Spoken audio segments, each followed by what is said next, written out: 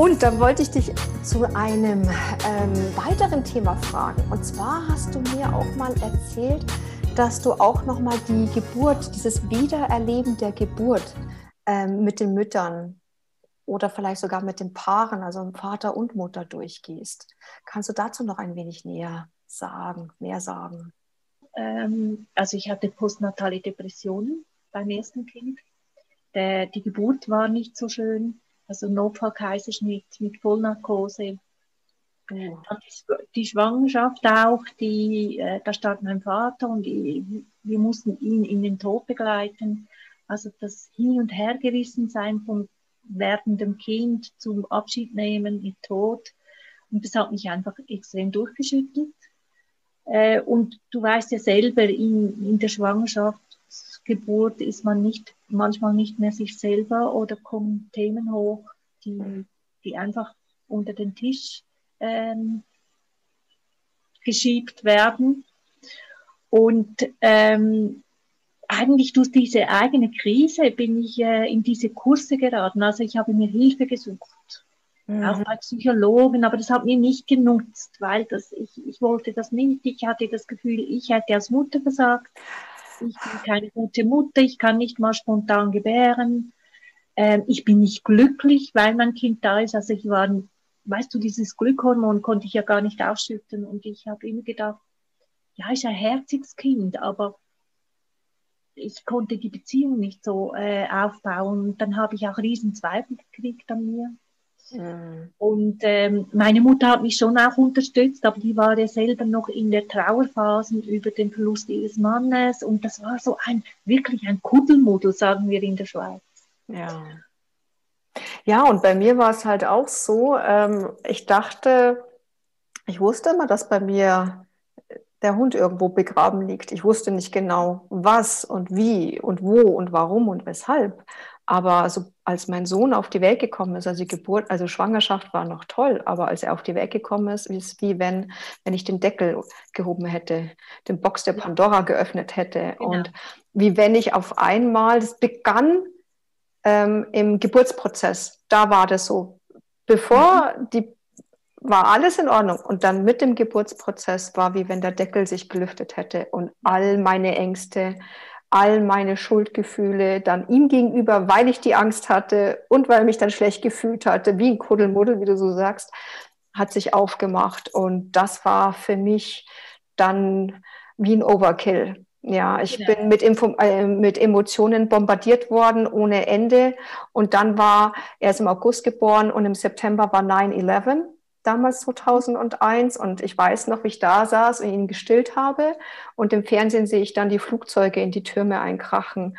Und ich dachte noch die ganze Zeit zu mir, Nathalie, bleib cool, nimm das jetzt nicht zu dir auf. Aber damals habe ich noch Fernsehen geschaut und irgendwann mal habe ich gemerkt, kann ich mich nicht mehr abschirmen, weil ich war so, wie nennt man das, zerbrechlich während der Zeit. Ja, sensibel halt. Genau, so empfindsam, was Gefühle anbetraf oder was auch jemand gesagt hat. Und auf einmal irgendwann mal merkte ich, jetzt kannst du dich nicht mehr abschirmen. Und das kam dann auch nochmal wie so eine Welle auf mich zu.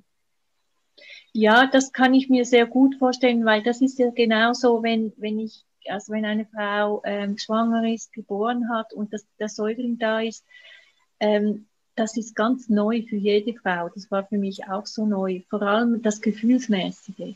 Also wir sind ja funktional meistens ein bisschen unterwegs. Und jetzt sind einfach die Gefühle da und die haben mich zum Teil auch überschwemmt.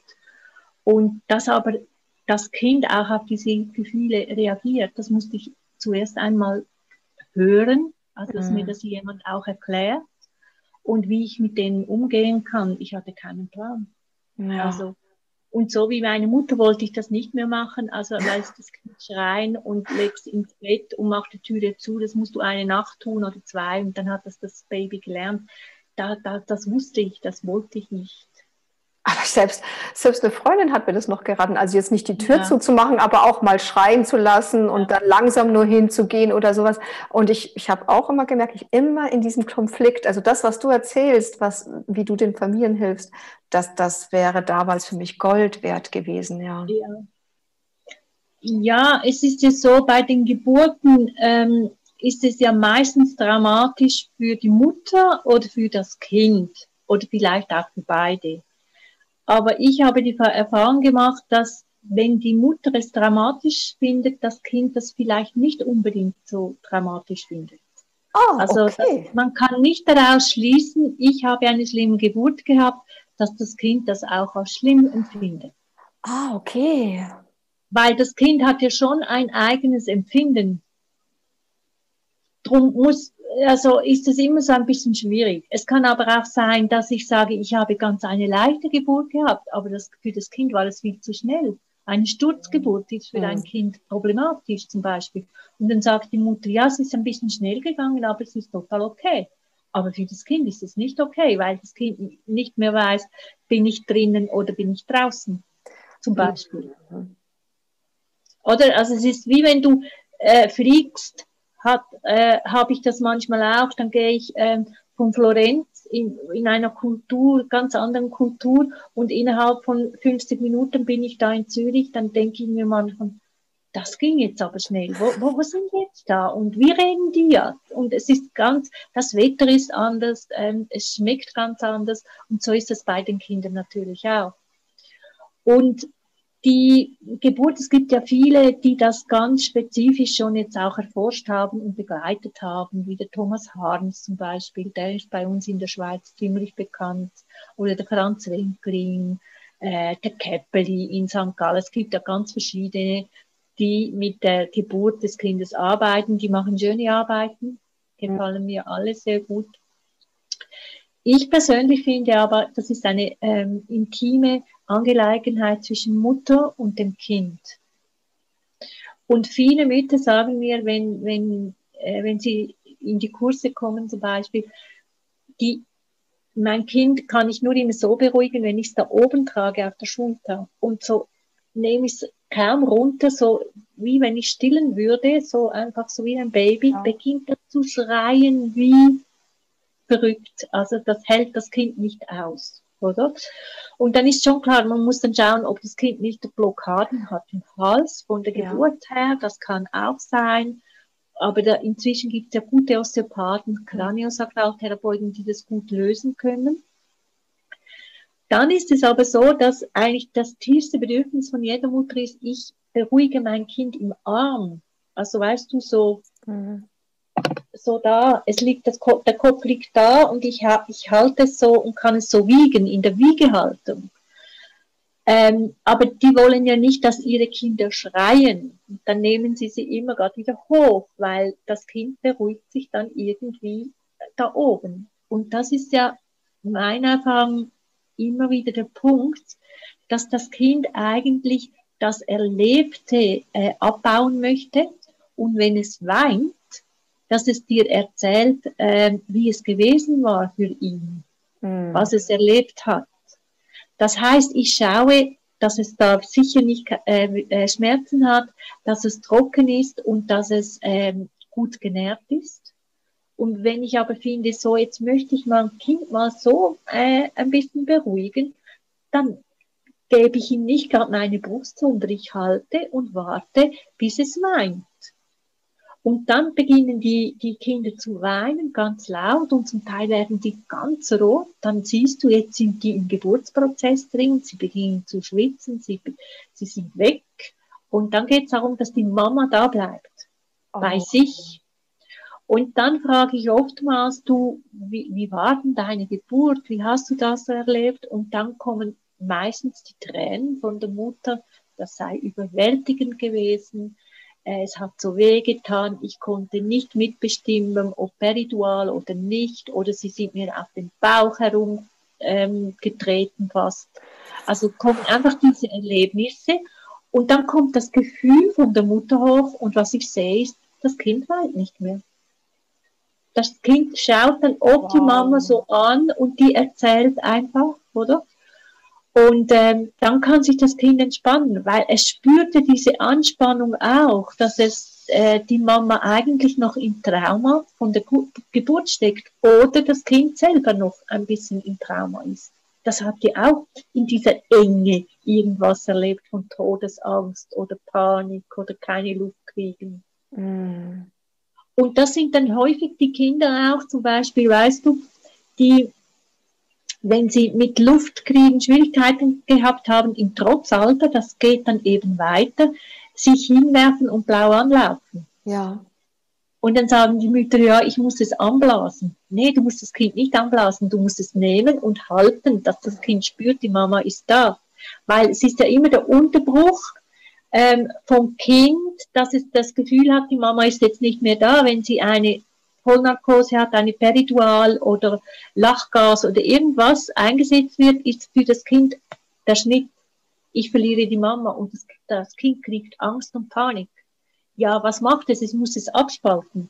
Mhm. Aber ich als Mutter kann es wiederholen und das hat mit dem Schreien zu tun. Ich muss das Schreien begleiten, nicht im Bett liegen lassen, aber begleiten, liebevoll, ja, und jetzt kommt mir das hoch und alles, was in mir als Mutter hochkommt, spreche ich aus. Ich bin auch enttäuscht, ich habe mir das ganz anders vorgestellt, ein Kind zu haben, das ist so anstrengend, ich kann nicht durchschlafen. Das kann man einem Kind sagen, weil das spürt es ja sowieso. Und wenn es gesagt ist, dann ist es wie draußen und es entspannt sich alles. Das ist so wahr. Und Oh Mann. wunderschön ist, wenn dieser Prozess, manchmal mache ich das auch im Einzelsetting, also oft, wenn der Mann, also der Papa, noch mitkommt und dann hinten die Mama noch hält. Ah, wunderbar. Dann ist er also wenn er das Stütze. aushält, oder er ist dann die Stütze und hat das Gefühl, ich kann meinen beiden Lieben was Gutes tun, ich bin nicht außen vor, ich bin einfach da und die Mutter hat das Gefühl, ich kann mich fallen lassen, da ist jemand, der mich hält und dann kann das Kind sich auch eher fallen lassen. Also es ist ja reihum. Wunderschön. Ja, und das finde ich schon heftig. Und wenn du denkst, dass es eigentlich bis etwa 3/4 Stunden ein Baby so weinen kann in Begleitung, dass das alles normal ist. Nach 5 Minuten haben alle Schweißausbrüche, Ja. kriegen Stress, weil wir das Gefühl gar nicht mehr haben, dass das Kind einfach nur weinen möchte und sich mitteilen möchte, Mama, es war stressig, es war eklig, es war ich weiß nicht was. Und wir stopfen dann einfach den Schnuller rein und sagen, jetzt sei ruhig, es ist alles in Ordnung. Nee, es ist überhaupt nichts in Ordnung. Oh, meine Güte. Also da sagst du, mit dem Schnuller habe ich übrigens nicht gemacht, weil ich mir immer dachte, ich möchte ja auch kein Plastik im Mund haben. Ich finde das ganz grauenhaft. Und aber mit dem Schreien lassen, ich meine, wir machen auch beide IOPT-Arbeit, identitätsorientierte Psychotraumatherapie. Und wir haben sehr viele Selbstbegegnungen gemacht. Und trotzdem bin ich auf diese Idee nie gekommen. Obwohl wir ja in der Arbeit ständig darüber reden, dass all diese inneren Wünsche, Bedürfnisse, Stimmen, Gefühle nach oben kommen sollen, damit sie ein Gegenüber haben, damit sie sich zeigen können. Und nur dadurch kann auch integriert werden und dann Heilung auch entstehen. Genau. Aber das, was du gerade erzählt hast, auf die Idee wäre ich nie gekommen, weil genau das, ich meine, Schreien hieß bei mir immer, ich bin schuld. Das war meine Übersetzung, also meine persönliche Übersetzung, weil das natürlich meine Mutter mich nicht wollte. Ich war schuld, dass ich auf der Welt bin. Ich war schuld, dass sie nicht den Mann heiraten konnte, den sie haben wollte. Darum ist kommt bei mir als erstes immer Schuld hoch, weil ich das erkenne, weil ich das eingeimpft bekommen habe von Zeugung an. Und ich habe das übersetzt immer mit dem Schreien, ich bin nicht gut genug. Ja. Aber das ist eben auch die Aleta Solter, die beschreibt das sehr schön. Also ich bin auch Instruktorin von ihr und das gibt auch einen Verein jetzt in Deutschland von Aleta Solter, die das begleitete Schreien von Kindern unterstützt. Also die beschreiben das auch wunderschön. Und da geht es immer um die Bindung zwischen Mutter und Kind und Vater und Kind, selbstverständlich. Und wir verkennen das Schreien des Kindes oder der Kinder, der Säuglinge, auch der Kleinkinder, als eben ein negatives Gefühl. Aber die können sich gar nicht anders ausdrücken, ein Baby, als zu schreien. Es kann ja schreien aus Wut, aus Trauer, wenn es Hunger hat. Das hörst du ja mit der Zeit als Mutter. Jetzt hat es Hunger. Oder nein, jetzt ist es müde. Ja. Und das ist ein Kommunikationssystem des Kindes. Und wir verkennen das vollkommen. Wir sagen einfach, schreien, da ist etwas nicht in Ordnung. Doch, es ist eigentlich alles in Ordnung. Ich muss es lernen zu übersetzen. Was möchte mir gerne das Kind sagen? Und das ist nicht immer, ich habe Hunger. Das ist der Nachteil vom Dauerstillen. Wollte ich gerade fragen, ja. Ich bin für das Dauerstillen, aber häufig wird gestillt, obwohl das Kind gar nicht Hunger hat, sondern ich will es einfach stillkriegen. Genau. Es will ja mir was sagen und darum finde ich, wenn ich dann alle Stunde stillen muss, da stimmt etwas nicht. Ein Kind kann, am Anfang ist das schon möglich, dass ich häufig stillen muss, aber mit der Zeit können die Abstände auch länger werden. Und ich stelle das Kind immer ab mit der Brust. Und das nächste Mal, dann ist es nicht die Brust, sondern der Schnuller. Und darum gibt's bei uns in der Schweiz gibt's im Zoo Schnullerbäume, überall, am San Nikolaus kannst du den Schnuller abgeben, weil die Kinder fixiert sind auf diese orale Stimulation. Ja. Und der Saugreflex, der ist schon wichtig, aber nach 3 Monaten ist der Saugreflex bei den meisten eigentlich schon gedeckt. Du hast ja so viel gestillt oder halt die Flasche gegeben. Und dann wird es dann ganz schnell zur Gewohnheit. Das Hirn hat dann schon andere Verknüpfungen gemacht. Mir geht's nicht gut, ich brauche orale Stimulation. Also ich muss gestehen, weil ich war ja gespannt bei meinen beiden Kindern. Also bei meinem Christopher habe ich ihm zwar den Schnuller ab und zu mal gegeben, aber immer also immer mit so einem Widerwillen eher so rum, ja. Und er hat ihn dann auch erfolgreich immer rausgeworfen. Ja. Also, und ich so, alles klar, das verstehe ich. Also die Ansage, die verstehe sogar ich. Braucht man nicht mehr, nächsten Mülleimer reingeworfen, fertig. Und bei meiner Tochter habe ich es überhaupt nicht gemacht. Und ich habe festgestellt, also bei meinen beiden Kindern, da habe ich überhaupt keinen Saugreflex erkennen können. Von wegen, ich brauche irgendwas, wo ich mich dran festhalten kann. Konnte ich nicht erkennen. Das passiert eben dann schnell aus Gewöhnung. Also der Mensch gewöhnt sich dann sehr schnell an dieses Saugen. Aber wenn das Kind wirklich selber saugen will, ist es so, dass du mit 3 Monaten normalerweise die Babys die Hände, die Fäuste selber in den Mund finden. Am Anfang ist das nicht so, die kriegen die Hände nicht rein. Aber um 3 Monaten geht das und wenn sie wirklich saugen wollen, können sie sogar an ihrem Fäustchen selber saugen. Stimmt, ja, genau. Da braucht es nicht um einen Schnuller. Aber der Schnuller ist halt, der beruhigt halt schneller. Mein Blick auf den Schnuller ist, wie wenn ich Mund zugestopft bekomme, damit ich nicht mehr das sagen kann, was ich sagen möchte. Genau. Ich finde, also weißt du, meine beiden Kinder haben Schnuller gehabt, aber das Schlimmste ist, wenn du Kinder hast, die da mit so einem Ketteli und dann hängt der kann rein, raus, oder? Manchmal ist es ja auch hilfreich, wenn ich am Autofahren bin oder wenn ich keine Nerven mehr am Abend habe und das Kind kann ich gut mit dem Schnuller beruhigen, aber dann setze ich es bewusst ein. Dann ist es nicht immer automatisch. Ich finde immer, es braucht so einen gewissen Mittelweg, aber ich entscheide als Mama jetzt gebe ich es nicht, weil wenn ich den Schnuller nicht gebe, dann braucht das Kind mehr Körperkontakt und ich muss das Kind mehr trösten. Und das will ja das Kind letztendlich. Es will die Mama oder den Papa und getröstet sein durch Körperkontakt und nicht durch irgendwie einen Gegenstand, das mich beruhigt. Oh ja, das stimmt.